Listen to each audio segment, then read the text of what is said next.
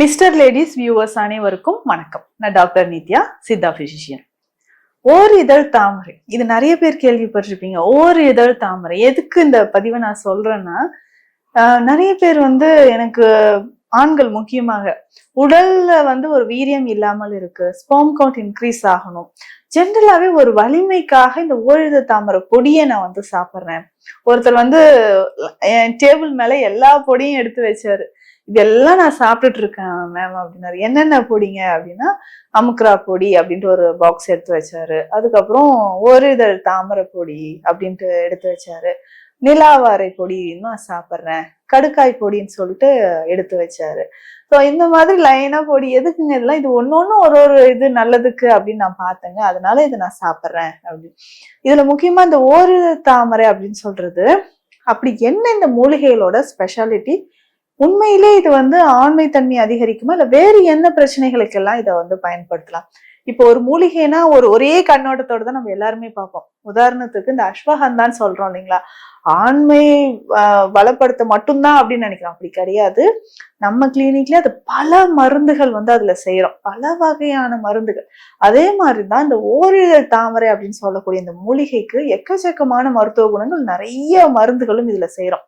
இதனோட வேறு பெயர் ரத்ன புருஷ் அப்படின்னு சொல்றோம். இதனோட ஆக்ஷன் அப்படின்னு பார்த்தோம்னா, நியூட்ரியன்ட், அதாவது உடல் உரமாக்கி, அப்ரோடிசியக், ஆண்மை பெருக்கி, இது ரெண்டுமே முக்கியமான ஒரு ஆக்ஷன் இந்த மூலிகைக்கு இருக்கக்கூடியது. இதனோட மலர்கள் நல்ல ஒரு பிங்க் கலர்ல இருக்கும், ஒரு இதழ் மட்டும் இருக்கிற மாதிரி இருக்கும். சின்ன தாவரம் தான் இது. இதனோட முழு தாவரமுமே மருத்துவ பலன் இருக்கக்கூடியது. இதுல இருக்கக்கூடிய ஆல்கலைட்ஸ் எல்லாமே நம்ம பாடியில மசில்ஸ் அண்ட் நர்வ்ஸ் மற்றும் ஒவ்வொரு செல்களையுமே வலிமைப்படுத்தக்கூடியதாக இருக்குதுன்னு சொல்லலாம். இதனோட பொடியை ஜென்ரலா எதற்கெல்லாம் பயன்படுத்தலாம், யாரெல்லாம் சாப்பிடலாம் அப்படின்னா, உடல் வலிமை இல்லாமல் இருக்கு இல்லைங்களா, ரொம்ப ஸ்ட்ரென்த்தே இல்லாத மாதிரி, ரொம்ப வீக்கா ஃபீல் பண்றேன் அப்படின்றவங்க இதை பயன்படுத்தலாம். அதற்கு அடுத்தது பார்த்தோம்னா, ஏதாவது ஒரு ஜுரம் காய்ச்சல் இப்போ இந்த கிளைமேட்ல எல்லாருக்குமே ஃபீவர் பரவிட்டு இருக்கு, வைரல் ஃபீவர், டெங்கு ஃபீவர் பரவிட்டு இருக்கு. இந்த மாதிரி காய்ச்சல்ல இருந்து வெளியில வந்தவங்க ஒரு 20-25 நாட்களுக்கு தொடர்ந்து ஓரிதழ் தாமரையை பயன்படுத்தலாம். இதை பயன்படுத்திட்டே வரும்போது உடல்ல ஒரு நல்ல மாற்றம், ஒரு வலிமை உண்டாகுதுன்னு சொல்லலாம். குழந்தைகளுக்கு கூட இதை பயன்படுத்தலாம். இது ஒரு வயதிற்கு ஏற்ற அடல்ட்ஸ் மட்டும் தான் யூஸ் பண்ணணுமா அப்படின்னு கிடையாது. இந்த ஓரித தாமரை பொடியை குழந்தைகளும் பயன்படுத்தலாம். எந்தெந்த மாதிரியான பிரச்சனைகள்? இப்போ உதாரணத்துக்கு நெஞ்சில அதிகமான கபம் சேர்ந்திருக்குன்னா, ஓரித தாமரை பொடியோடு நம்ம என்ன பண்ண போறோம்னா, இந்த தூதுவளை பொடி சம அளவு கலந்து தேன்ல சாப்பிடணும். ஒரு நாளைக்கு 2 வேளை சாப்பிட்டதுக்கு அப்புறம் ஒரு 5 கிராம் அளவுக்கு ரெண்டும் கலந்து நம்ம தேன்ல சாப்பிட்டுட்டு வந்தோம்னா நுரையீரல் பலப்படுது. நுரையீரல்ல பல வருஷமாக தேங்கி இருக்கக்கூடிய சளி வெளியேற ஆரம்பிக்கும். சுவாசம் ரொம்ப எளிமையாக இருக்கும். நிறைய குழந்தைகளுக்கு நம்ம பார்ப்போம், நெஞ்சில சளி சேர்ந்திருக்கு, சுவாசம் பிரச்சனையாக இருக்கு அப்படின்னா இதை நம்ம பயன்படுத்திக்கலாம். அதே மாதிரி கல்லீரல் தொடர்பான பிரச்சனை இருந்ததுன்னா, ஓரிதழ் தாமரை இந்த பொடியோடு நம்ம கீழாநெல்லி பொடியும் சம அளவு எடுத்துக்கலாம்.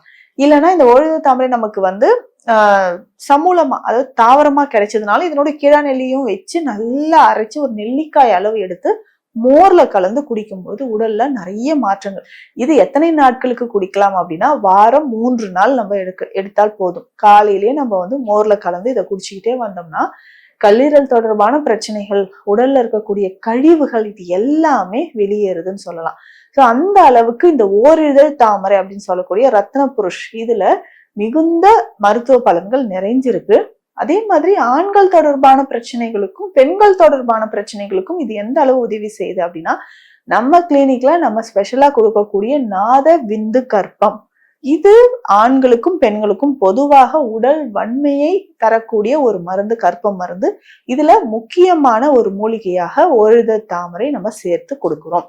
இதை எப்படி பயன்படுத்தணும் அப்படின்னு பார்த்தோம்னா, இந்த நாத விந்து கற்பம் அப்படின்னு சொல்லக்கூடிய இந்த மருந்து தினமும் காலை இரவு, கற்பம் அப்படின்னா உணவுக்கு முன் நம்ம சாப்பிடக்கூடிய மருந்து தான், பாலில் கலந்து சாப்பிடணும். பால் இல்லைன்னா ஹாட் வாட்டர்ல எடுத்துக்கலாம்.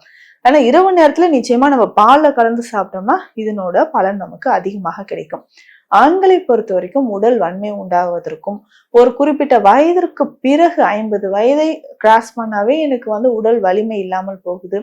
உடனே எனக்கு ப்ரீமெச்சூர் எஜாகுலேஷன் இருக்கு. விந்து உடனடியாக எனக்கு வெளியேறுது. ஸோ எரெக்ஷன் விரைப்புத்தன்மை குறைவாக இருக்கு அப்படின்னு சொல்லக்கூடிய ஆண்களுக்கு இதை பயன்படுத்தலாம். அதே மாதிரி தசை தொடர்பான பிரச்சனைகள், தசைகளில் ஏற்படக்கூடிய மயோசைட்டிஸ், அதுக்கப்புறம் மயாஸ்தீனியா கிராவிஸ் அப்படின்னு சொல்லக்கூடிய பிரச்சனைகள், மசில் அட்ரோஃபி, சில இடங்கள்ல உடல்ல திடீர்னு தசைகள் சூம்பி போன மாதிரி இருக்கும். கைகள்லயோ இல்ல கால்லயோ இந்த காஃப் மசில்ஸ், தொடையில காஃப் மசில்ஸ், கெண்டைக்கால் தசைகள், தொடையில இருக்கக்கூடிய தசைகள் எல்லாமே சூம்பி போன மாதிரி தெரியும். அந்த மாதிரி தசை தொடர்பான பிரச்சனைகள் இருக்கக்கூடியவங்களும் இந்த ஓரிதழ் தாமரை இருக்கக்கூடிய இந்த மருந்தை பயன்படுத்தலாம். தனியாகவும் இந்த ஓரிதழ் தாமரை பொடியை தாராளமாக எடுத்துக்கலாம்.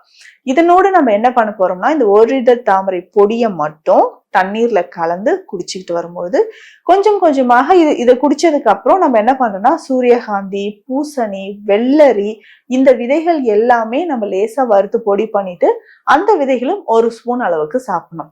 ஸோ இந்த மாதிரி நம்ம சாப்பிடும்போது உடலில் கால்சியம் அளவு அதிகரிக்கும், விந்தணுக்கள் எண்ணிக்கை அதிகரிக்கும். பெண்களை பொறுத்த வரைக்கும் அதிகமான வெள்ளைப்படுதல் பிரச்சனை இருந்தா இது குணமாகுது.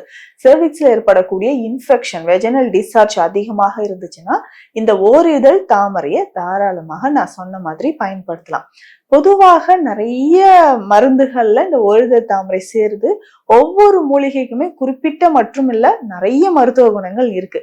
அந்த வகையில பலர் கேட்ட இந்த ஓரிதழ் தாமரை எப்படியெல்லாம் பயன்படுத்துறோம், அதோட மருத்துவ பலன்கள் என்ன, நம்ம கிளினிக்ல அது எந்த மெடிசனா கொடுக்குறோன்றதை பத்தி இப்ப நான் கிளியரா சொல்லியிருக்கிறேன். மீண்டும் அடுத்த பதிவில் சந்திக்கலாம். நன்றி.